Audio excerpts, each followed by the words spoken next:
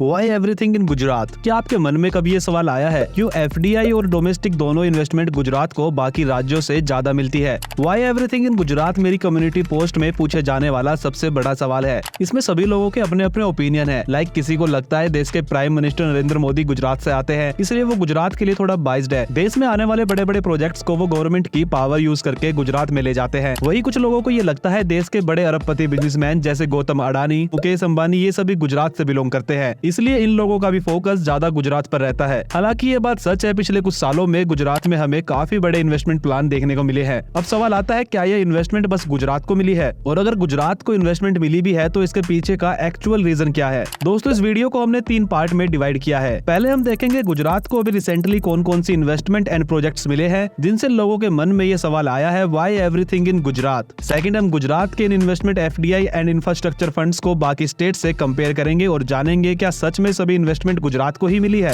Third हम ये जानेंगे गुजरात को अगर ज्यादा इन्वेस्टमेंट और प्रोजेक्ट्स मिल भी रहे हैं तो उसके पीछे का एक्चुअल रीजन क्या है, इसके पीछे करंट गवर्नमेंट का हाथ है या इसके कुछ और रीजंस है। दोस्तों सबसे पहले गुजरात को पिछले कुछ सालों में मिली इन्वेस्टमेंट पर एक नजर डालते हैं। हो सकता है ये इन्वेस्टमेंट और प्रोजेक्ट्स के बारे में जानने के बाद आप भी एक बार जरूर सोचने को मजबूर हो जाए why everything in Gujarat. Recently अभी वाइब्रेंट गुजरात इवेंट में सुजुकी मोटर्स ने ये डिक्लेयर किया है कि वो 35,000 करोड़ की लागत से सेकंड कार प्लांट एस्टेब्लिश करेंगे गुजरात में, जहां 1 मिलियन ज्यादा यूनिट्स प्रोड्यूस हो सके। जबकि ऑलरेडी सुजुकी का एक बड़ा प्लांट गुजरात में वर्किंग है। टाटा भी अपने न्यू इलेक्ट्रिक व्हीकल्स के प्लांट को गुजरात में एस्टेब्लिश करने वाला है। साथ ही टाटा गुजरात में aircraft and helicopter manufacturing plant भी लगाने वाली है। साथ ही मुकेश अंबानी ने भी ये डिक्लेयर किया है कि वो इंडिया का first world class carbon fibre facility 5,000 एकड़ में जामनगर में एस्टेब्लिश करेंगे। साथ ही मुकेश अंबानी ने 150 बिलियन गुजरात में पिछले 10 सालों में अलग अलग सेक्टर्स में इन्वेस्ट करने का दावा किया है। उन्होंने ये भी बोला कि रिलायंस एक गुजराती कंपनी थी, गुजराती कंपनी है और गुजराती कंपनी ही रहेगी। रिलायंस ग्रुप ने पूरे गुजरात को 5G से कनेक्ट करने का भी दावा किया है। बात गौतम अडानी की करें तो गुजरात में इन्वेस्टमेंट की दौड़ में वो भी पीछे नहीं है। उन्होंने भी गुजरात में 2 लाख करोड़ रुपए आने वाले 5 सालों में world largest green energy park बनाने में इन्वेस्ट करने का दावा किया है।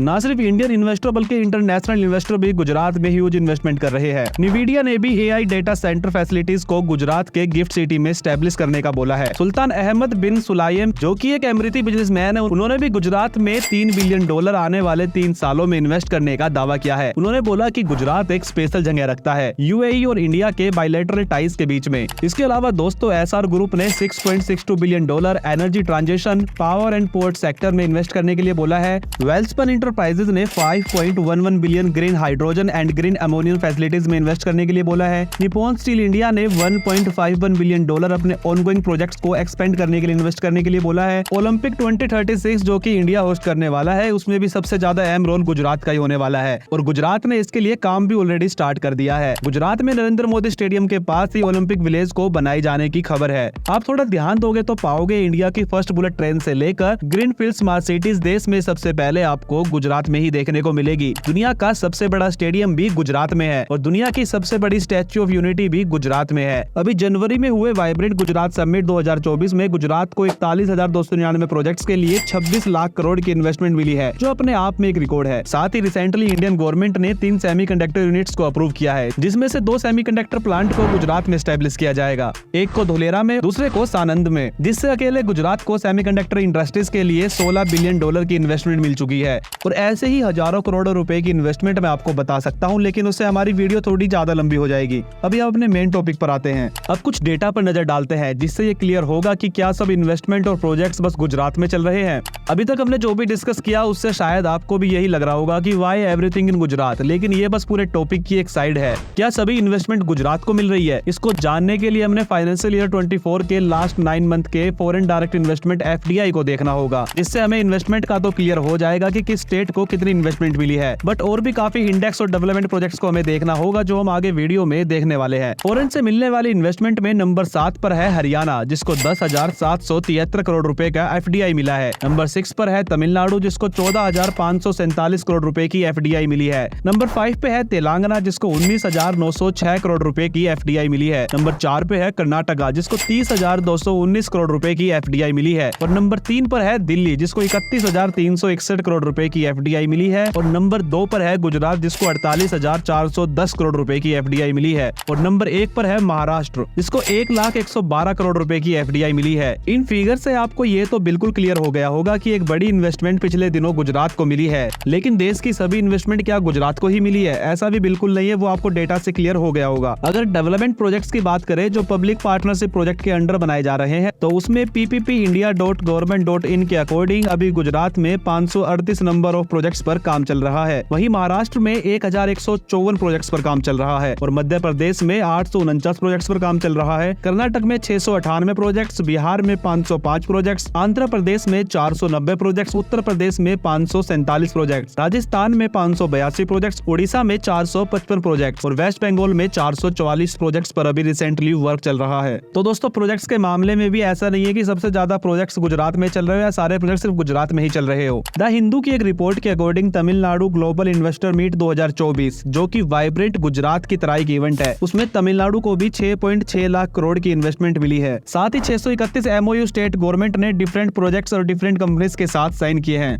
जो तमिलनाडु में 27 लाख जॉब को क्रिएट करेंगे। इसी तरह के इवेंट उत्तर प्रदेश गवर्नमेंट ने भी होस्ट किया था जिसमें उत्तर प्रदेश को 33.5 लाख करोड़ की इन्वेस्टमेंट मिली थी और उत्तर प्रदेश ने 18,643 MOUs को साइन किया था जो स्टेट में 93 लाख जॉब क्रिएट करेंगे। इसी तरह कर्नाटका और बाकी स्टेट ने भी ये इवेंट होस्ट किया था और सभी स्टेट्स को अपनी कैपेसिटी के हिसाब से काफी इन्वेस्टमेंट भी मिली थी। दोस्तों इन डेटा के बेस पे आप बोल सकते हो कि डेवलपमेंट थोड़ा गुजरात में ज्यादा हो रहा है, लेकिन बिजनेस टुडे की एक रिपोर्ट है जिसमें पिछले 5 सालों में सबसे ज्यादा किस स्टेट ने अपने infrastructure development including roads, bridge, dam, school, college, hospital, railways line, airport and sea ports पर खर्च किया है वो बताया गया है। और इस लिस्ट में नंबर 1 पे है उत्तर प्रदेश जिसने 5.3 लाख करोड़ अपने इंफ्रास्ट्रक्चर डेवलपमेंट पर खर्च किए हैं। सेकंड पर है महाराष्ट्र जिसने 4.3 लाख करोड़ अपने इंफ्रास्ट्रक्चर पर स्पेंड किए हैं। थर्ड पर है तमिलनाडु जिन्होंने 2.8 लाख करोड़ अपने इंफ्रास्ट्रक्चर डेवलपमेंट में खर्च किए हैं। फोर्थ पे है कर्नाटका जिन्होंने 2.7 लाख करोड़ अपने इंफ्रास्ट्रक्चर पर लास्ट 5 सालों में खर्च किए हैं। फिफ्थ पर है मध्य प्रदेश जिन्होंने 2.5 लाख करोड़ अपने इंफ्रास्ट्रक्चर पर खर्च किए हैं।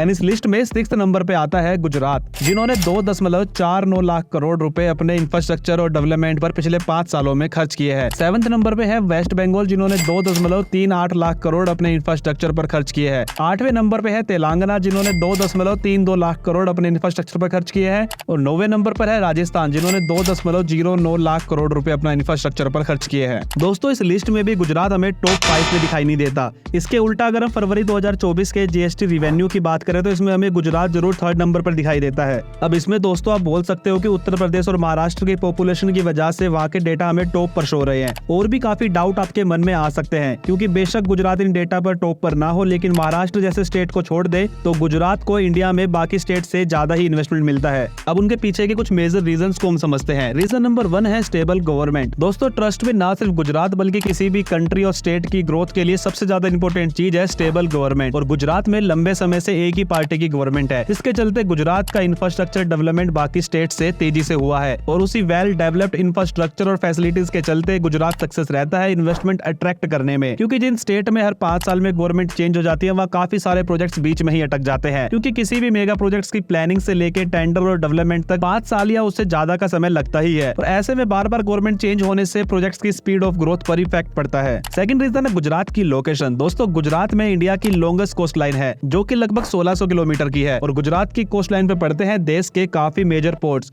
और गुजरात के इन्हीं पोर्ट से इंडिया का सबसे ज्यादा एक्सपोर्ट होता है। लगभग 33% पूरे देश का एक्सपोर्ट केवल गुजरात से होता है जिसकी वजह से कंपनी के ट्रांसपोर्ट का खर्चा बचता है क्योंकि गुजरात में इंडस्ट्री सेटअप करने से वो दुनिया भर में इजीली इंपोर्ट और एक्सपोर्ट कर सकते हैं। और ना सिर्फ गुजरात जो भी सिटी कोस्ट लाइन से कनेक्ट होती है वहाँ हमेशा से ही डेवलपमेंट और इंडस्ट्रीज ज्यादा रही है as compared to landlock states. इसलिए हरियाणा और उत्तर प्रदेश जैसी इंडस्ट्रियल लैंडलॉक स्टेट में जो भी प्रोड्यूस होता है उसको एक्सपोर्ट के लिए पहले गुजरात पोर्ट पर लाया जाता है। थर्ड बड़ा रीजन है वेल एस्टैब्लिश्ड इंफ्रास्ट्रक्चर नेटवर्क। दोस्तों गुजरात के अगर केवल स्टेट लेवल की रोड्स की ही बात करें तो गुजरात में 19,000 किलोमीटर के स्टेट हाईवेज है और यह 80 से 90% रोड की कंडीशन भी काफी अच्छी है। साथ ही अकेले गुजरात में 19 एयरपोर्ट्स है जो गुजरात की कनेक्टिविटी को बाकी स्टेट से बेटर बनाते हैं।